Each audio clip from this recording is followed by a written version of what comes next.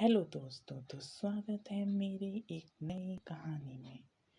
तो चलिए शुरू करते हैं। एक आखिरी आवाज। कहानी की शुरुआत एक लड़के से होती है जिसका नाम अमित था। वह एक छोटे से शहर में नौकरी करता था और एक किराए के मकान में रहता। कहा जाता है कि वह जिस कमरे में रहता था वहाँ एक आत्मा का वास था। जो भी उस कमरे में रहने जाता वह उसे मार देती, पर अमित यह जानते हुए भी उस कमरे में रहने लगा।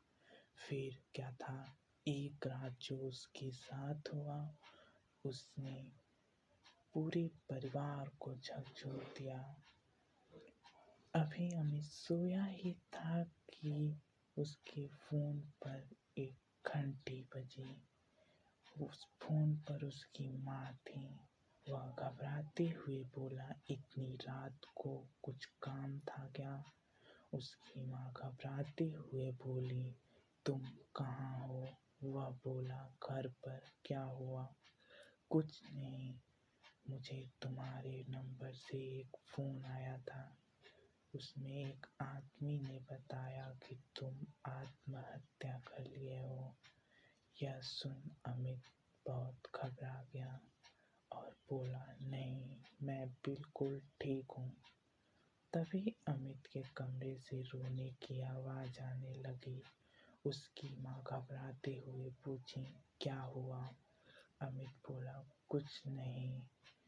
तभी फ़ोन कट गया और रोने की आवाज़ ज़ोर ज़ोर से आने लगी। यह सुन अमित बहुत घबराने लगा। तभी जोर जोर से दरवाज़ा पीटने की आवाज़ आने लगी। अमित डरते डरते दरवाज़ा खोला, पर वहाँ कोई नहीं था। तभी उसे ऐसा लगा कि उसके पीछे कोई है।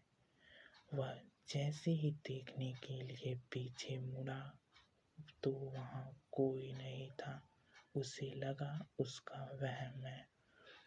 तभी जोर जोर से रोने की आवाज़ वापस आने लगी। अमित घबराते हुए पूछा, कौन हो तुम?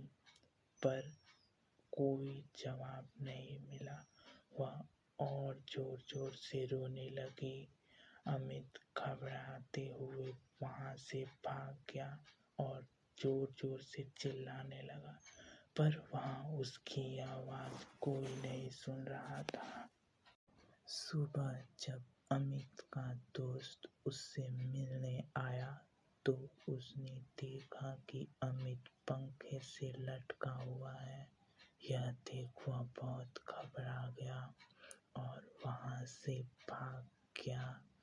उसके बाद उस कमरे में आज तक कोई नहीं जाता है। वहाँ कोई भी नहीं जाता। अगर आपको कहानी अच्छी लगी तो लाइक, शेयर एंड सब्सक्राइब करें।